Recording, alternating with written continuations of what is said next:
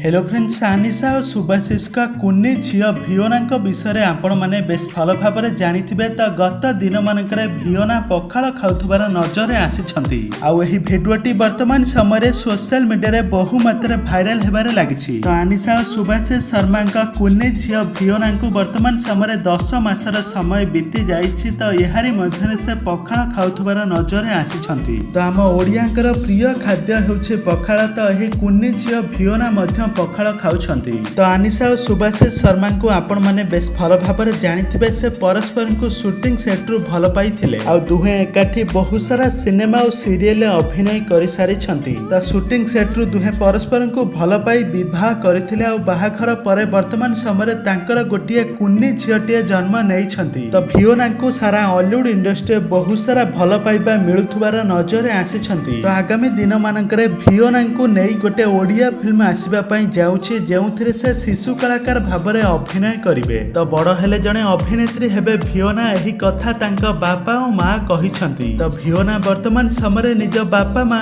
सहित बहुत अधिक खुशी रे रहुछंती आ पखाल खाउथबार नजर आसिछंती। ताहाले फ्रेंड्स, हॉलीवुड रो ही जबरदस्त अभिनेता एवं अभिनेत्रींकर झियो भियोना केमिति लागुछंती आमको कमेंट बॉक्स रे निश्चय भाबे कमेंट करी जणाई दियंतु।